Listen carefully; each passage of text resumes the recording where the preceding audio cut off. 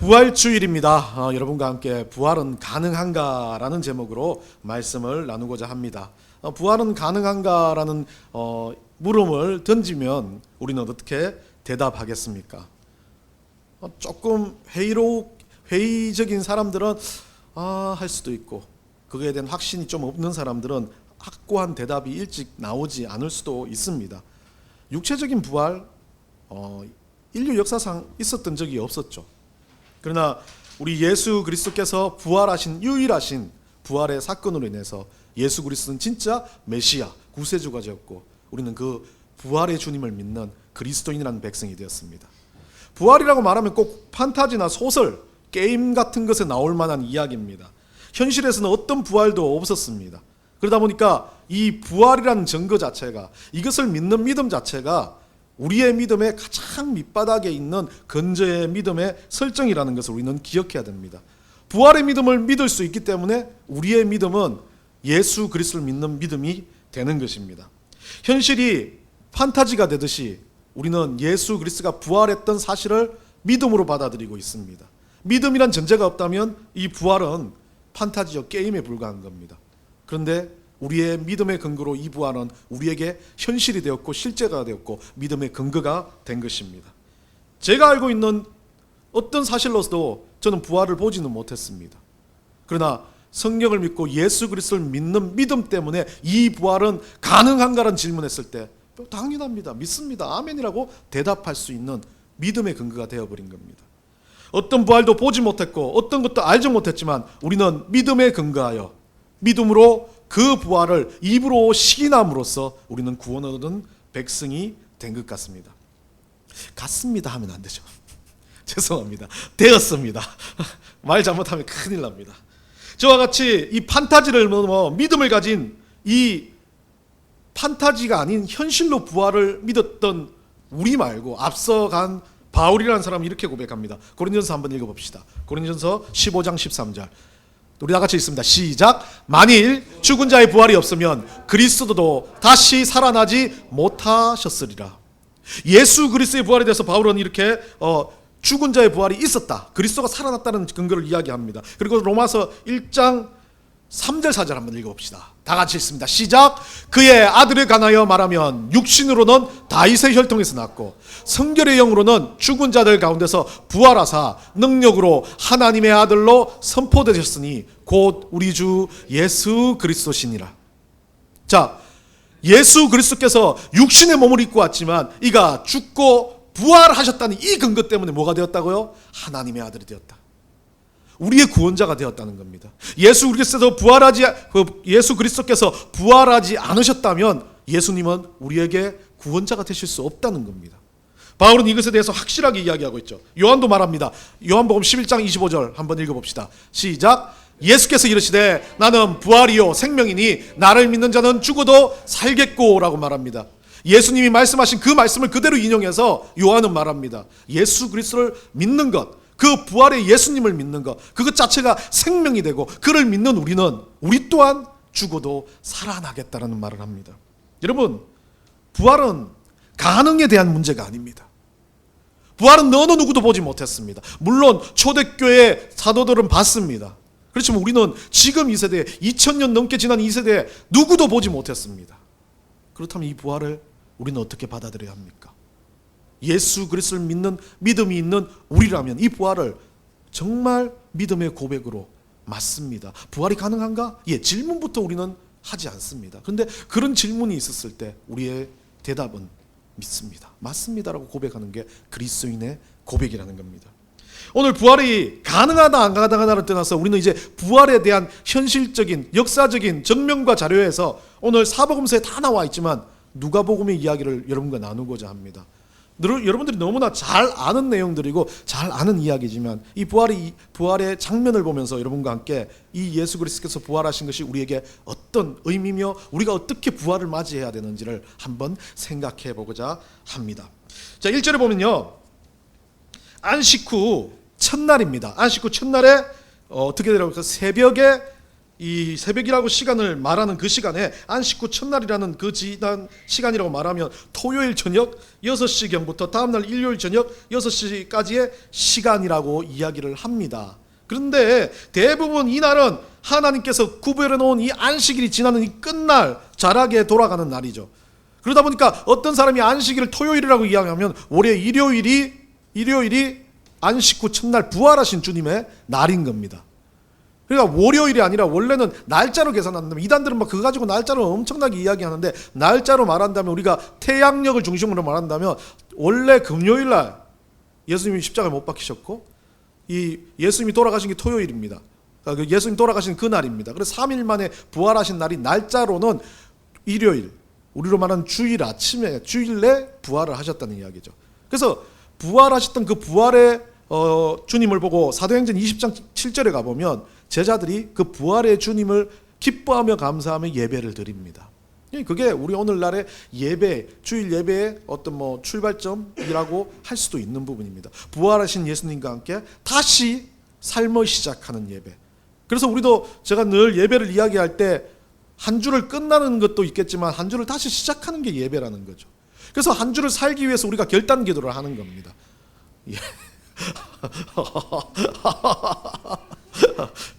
예. 어디 큰 소리가 나네요.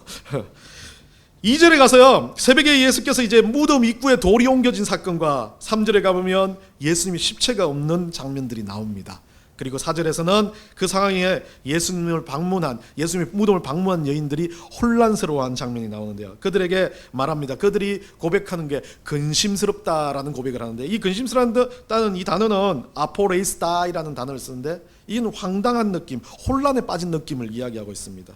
결국 예수 그리스도의 실체가 없었던 것을 보고 이들도, 그렇게 믿음이 좋았던 여인들도 예수 그리스도께서 부활하신다는 그 이야기를 들었지만 예수님께서 부활하신 것을 믿지 못했던 거죠. 결국 그들도 부활하신 예수님을 다시 만남으로 인해서 진짜 믿음이 생겼던 겁니다. 그런데 그 4절 부분에서 성경마다 기록이 다른 부분이 하나 나옵니다. 마가복음 16장 5절에 보면, 여기에서 4절에서는 오늘 이 본문에서는 찬란한 옷을 입은 두 사람이라는 이야기가 나오는데요. 천사 두 명이 있었다라는 개념을 이야기하는데, 마가복음과 마태복음 같은 경우는 한 사람으로 이야기합니다. 이 가지고 많이 싸워요. 막 천사가 단수냐 복수냐 해가지고. 중요한 건 아닙니다. 따지고 보면 이 전체적인 이야기를 통해서 무엇을 가르쳐 주기 원하는 겁니까? 부활하신 주님이 있었고 천사가 나타나서 그 부활하신 주님에 대해서 지금 뭐 하고 있습니까? 선포하고 설명하고 있는 장면이 중요한데, 두 명이다 한 명이다라는 개념을 가지고 있는 건 아마도 지금 누가는 다른 기록을 하는 것 같아요. 아주 정확한 모습 그대로를 객관적으로 기록하겠다는 의지에서 두 명을 한 것 같고, 제가 보기에는 마가나 마태 같은 경우는 그 두 명과 한 명이 아니라 천사의 존재 자체를 하나로, 복수가 아닌 천사가 나타났다는 의미로 썼던 것으로 저는 봐집니다. 여하튼 그게 중요한 건 아니지만 중요한 게 5절부터입니다. 우리 5절 한번 봅시다. 5절 한번 봅시다. 여자들이, 돌려주세요. 우리 주보 봐주세요. 그러면 여자들이 두려워 얼굴을 땅에 대니 두 사람이 말했다 그럽니다. 말한 게 중요하죠. 뭡니까? 어찌하여 살아있는 자를 죽은 자 가운데서 찾느냐. 천사가 대뜸 와서 이 여인들한테 했던 말이 이거예요. 살아있는 자를 죽은 자 가운데서 찾느냐. 정말 중요한 말씀입니다. 천사가 와서 부활을 증거하는 겁니다. 예수 그리스도 살아있는데 너희들이 왜 지금 와서 죽은 자 가운데서 무덤에서 예수 그리스도를 찾고 있냐는 거죠. 저는 부활의 주님을 믿는 믿음을 가진 그리스도인이라면 이 말씀에 대해서 상당히 경각심을 가지고 받아들여야 된다는 거죠. 우리는 예수 그리스도를 믿습니다. 그런데 우리는 예수 그리스도가 죽었는지 살았는지 모르는 생각에서 늘 믿어요. 그냥 예수 그리스도를 믿는다고 말해요. 그런데 그 예수 그리스도가 그냥 예수 그리스도가 아니라 육신의 몸을 가지고 이 땅에 와서 죽으셨다가 부활하신 주님이라는 겁니다. 우리는 늘 보면 꼭 필요에 따라서 막 죽도록 힘들면 주님을 찾아요. 죽은 자가 가운데서 찾고 있는 거예요. 이건 제가 만든 겁니다. 죽도록 힘든 상황에서 주님을 찾아요. 내가 아프고 내가 힘들고 뭐가 필요만 하면 주님을 찾아요. 그런데 부활의 주님은 죽은 자 가운데서 찾는 주님이 아니라는 겁니다. 오늘 본문에 그거 이야기해 주고 있습니다. 부활하신 주님을 따라간다는 건 힘들고 어렵고 죽음의 고통 속에서 주님을 찾는 이유가 아니라는 겁니다. 우리 부활의 주님은 늘 살았고 늘 우리와 동행하시는 주님이시라는 거죠.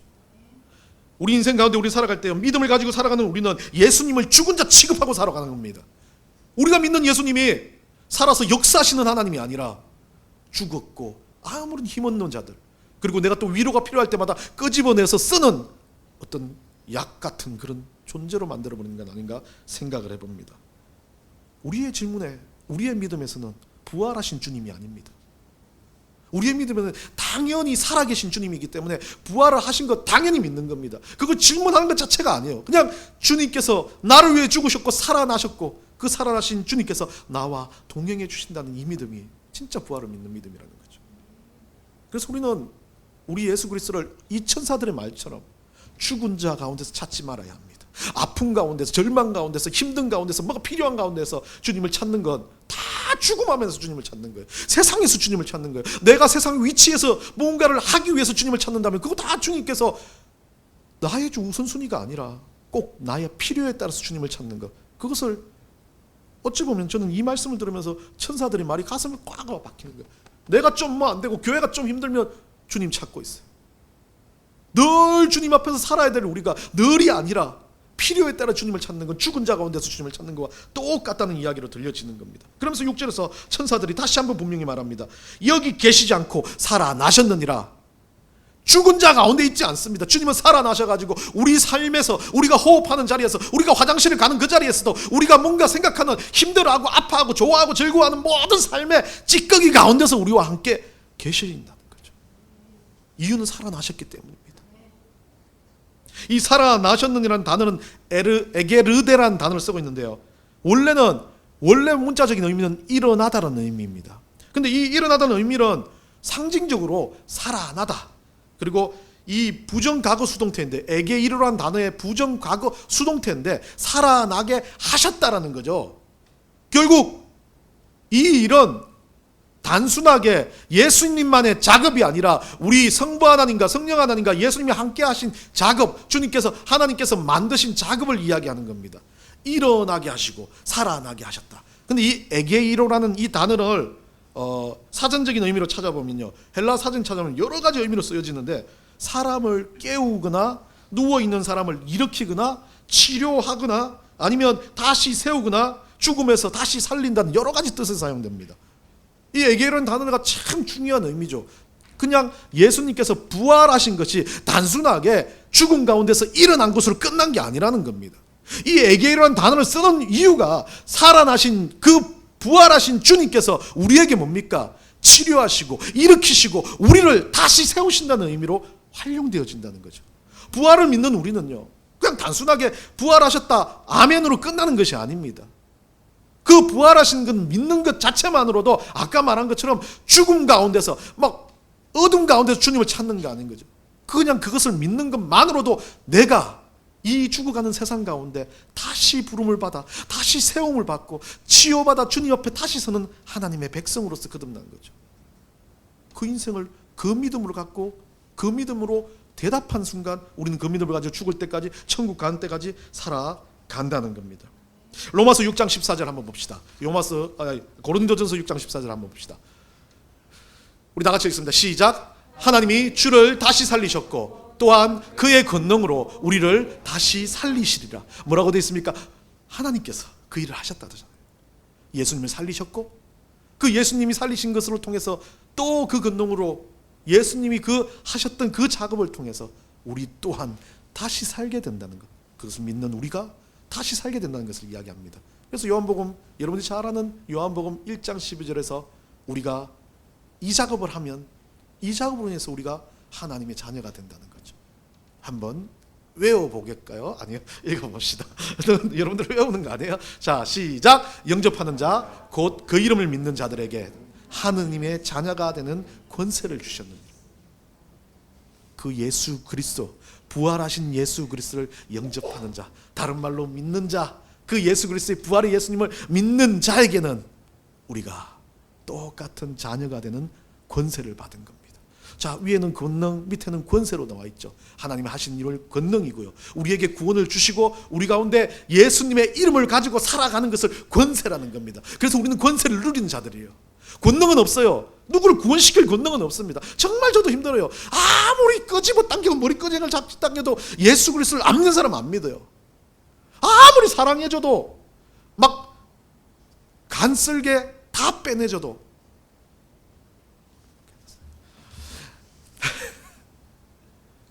그런데 이 권세를 모르니까 그래요.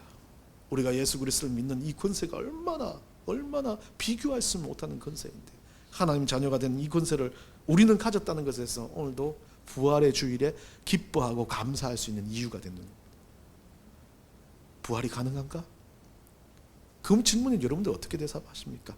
에이 목사님, 그냥 그런 질문 자체도 의미가 없는, 부활이 가능한가를 물었을 때 우리는 그냥 마음속에서 우러나는 아멘, 네 맞습니다라고 당연하지라는 말을 우리 마음에서 우러나왔을 때 그 부활에 대한 믿음을 가지고 우리가 살아가는 하나님의 백성으로서의 어떤 믿음의 정체성을 갖춘 것이라는 겁니다. 누가복음 9장 22절 한번 읽어봅시다. 누가복음 9장 22절요. 뒤에 나와 있습니다.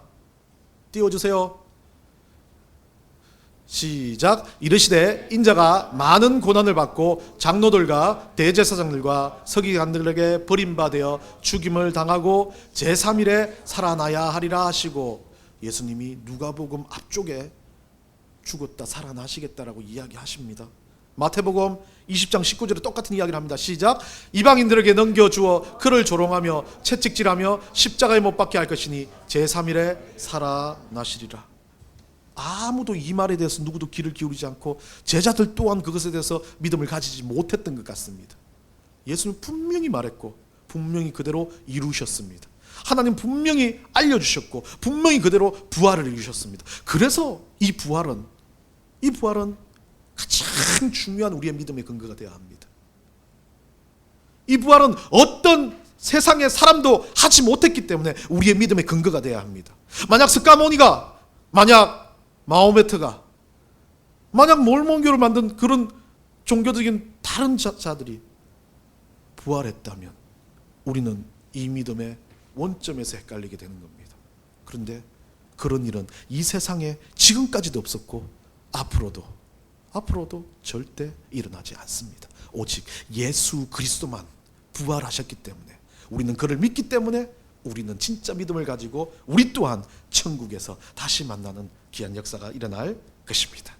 예수님의 부활을 여러분들이 믿음으로 받아들였다면, 믿음의 근거로 이 부활을 받아들였다면 우리는 이 믿음을 가지고 부활하신 주님 때문에 얻은 구원에 감사하며 기뻐하며 하나님의 자녀로서의 근세를 누리고 살아가시기를 간절히 축원합니다.